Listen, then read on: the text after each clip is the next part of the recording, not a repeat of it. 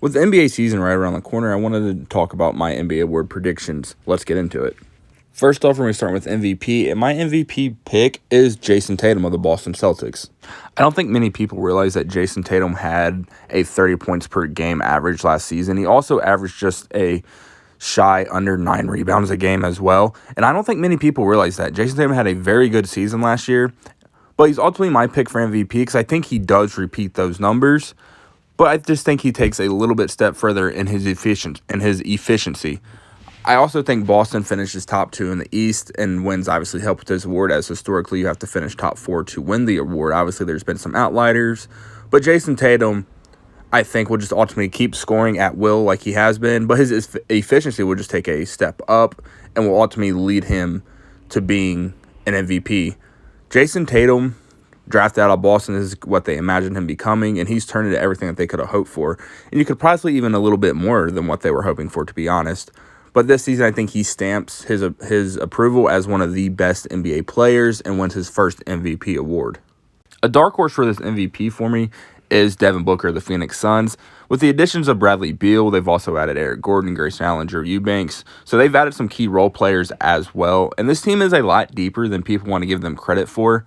The Suns are going to be pushing 60 wins in a loaded Western Conference, and Devin Booker will be the best of the big three in Phoenix. Devin Booker averaged 30 points last year. I don't think people realize that, or close to 30. We also seen it in the playoffs. He quickly became one of the best, if not the best, two-way player at that two-guard position. But expect him to be more on ball this year. With the Suns, without having a traditional point guard on the roster, they're going to be looking to push the pace. So they're going to be scoring at a lot more frequency. And we've seen it early on in this preseason. When the Big Three has played, they have scored 70 points and a half 3 different times. They're going to be putting up generational scoring numbers. And Devin Booker will be at the forefront of that for these Phoenix Suns. I also wanted to give a shout out to Anthony Edwards. I think the Timberwolves are going to be top 5 in the West, and yes, that might be a hot take, but I think a lot of it has to do with just the jump that Anthony Edwards is making every year of his career, and I think he's going to make a massive leap this year. I would not be surprised if he finishes top 3 in the MVP. I do ultimately think he falls short behind Jason Tatum and a Devin Booker, but Anthony Edwards' name needed to be brought up because he's just such a fun and exciting player, and I think he's just going to take a massive leap this season. My pick for most improved player is Franz Wagner. Averaged 18 last year, 4 rebounds on a rebuilding Magic team. I think the Orlando Magic make the playoffs this season, and I think it's a big part of Franz Wagner. Yes, Paolo Banchero gets a lot of the shine, as he should. He is that team's best player. But Franz Wagner is so good, and people don't watch the Magic, and I get it. But if you are watching the Magic, please, Franz Wagner, he's him, as people say nowadays. He's quickly becoming a elite wing player, which every NBA team needs. He's the Magic's second best player. And with the Magic being, in my opinion, going to be good this year, I think more people are going to see. And I think Franz just wins most improved. I think his scoring is going to go up to the low 20s. He'll get a couple more rebounds a game. And he's also becoming better on ball as well, so his assist numbers should go up. Efficiency is going to be there for Franz, and he's my pick for most improved player.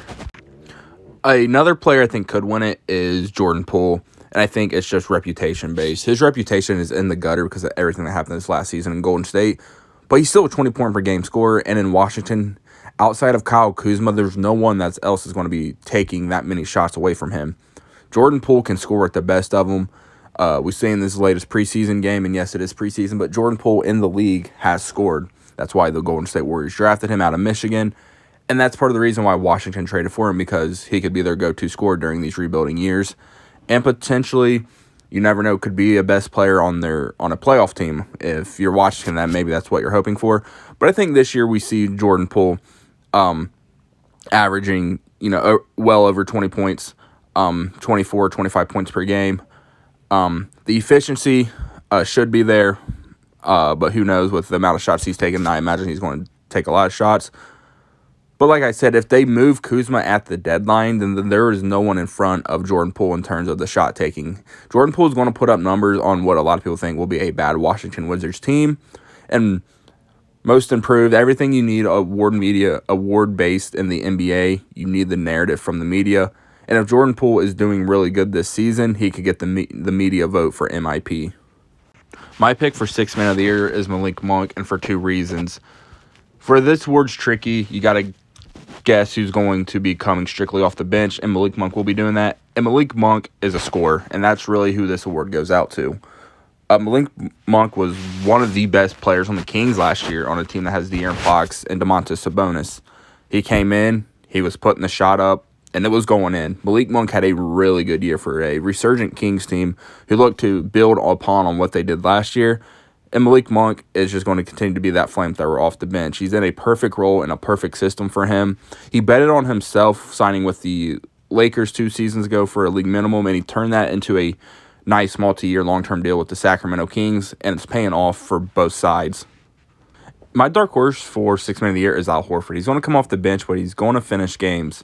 And it goes against what this award really is. No, he's not a scorer, but I think he'll fill the stat sheet on a very good Celtics team. As I mentioned earlier with Tatum winning MVP in my prediction, I think the Celtics finish top 2 in the East and push for that 55 wins. And Al Horford will be a big part of that. He's been a key role player for the Celtics his whole tenure there, for his first stint there and now his second stint. And I think that they could really change the narrative of this award with Al Horford winning that award based on everything that he does, stuffing the stat sheet, and just being a really smart defender and a really high IQ offensive player as well. My pick for DPOY is Bam Adebayo. Everyone knows how great Bam is. He's constantly in the conversations of best defensive players in the league. And he's talked about how much he's wanted this award, and this award has eluded him. But I think this year is finally the year that he gets credited as the best defender in the NBA and gets the Defensive Player of the Year.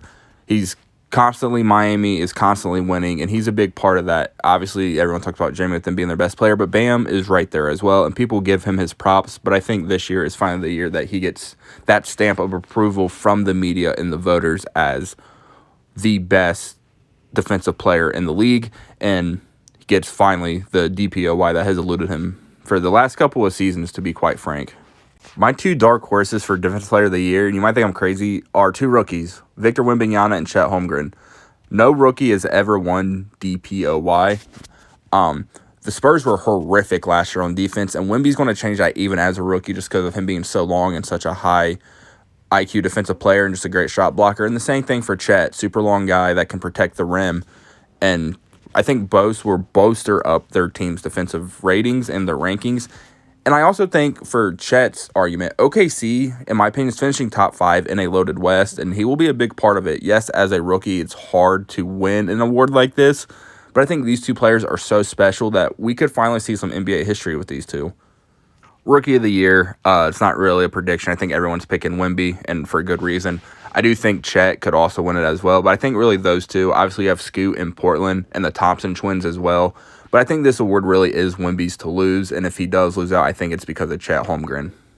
My last prediction for the awards are Coach of the Year, and I think Eric Spoelstra finally gets his award. He's never won this award, and everyone regards him as the best coach in the NBA. He is the best coach in the NBA, in my opinion, and he's never won this award, which is kind of shocking. But the Miami Heat the last couple of years have really never taken the regular season serious, but I think they do this year because the East is going to be better with Dame and Drew Holiday in Boston, and Dame getting traded to Milwaukee, I think the Heat are going to look to push for wins in the regular season to get home court advantage in the top four seed. Eric Spoelstra really never won this award because people thought he was only winning because it was LeBron, D-Wade, and Bosh, and then the Heat just never took the regular season serious. There were some years that he should have won it. The one I can remember is the year that the Heat started off well under 500 and still managed to get to 500 because of the second half of the season. But I think this year, Eric Spoelstra finally gets that stamp and gets his Coach of the Year that he has really been disrespected out of for the last decade. My dark horse for Coach of the Year is Chris Finch, Minnesota Timberwolves head coach. I think Minnesota finishes top 5 in a loaded West, and I think that people will see what happened last season. They'll see the turnaround that the Timberwolves had, and he'll get votes. I think he'll finish right behind Coach Spo, though, and ultimately finish second for Coach of the Year. But I think Minnesota's going to be better than a lot of people realize, and Chris Finch will get votes for that. We're going to see an explosion from Anthony Edwards this year. I think the duo of Cat and Rudy Gobert, and really the trio of Anthony Edwards, Cat, and Rudy Gobert, takes a step and starts to look like what this Timberwolves front office and organization imagined it could be when they made the trade last offseason.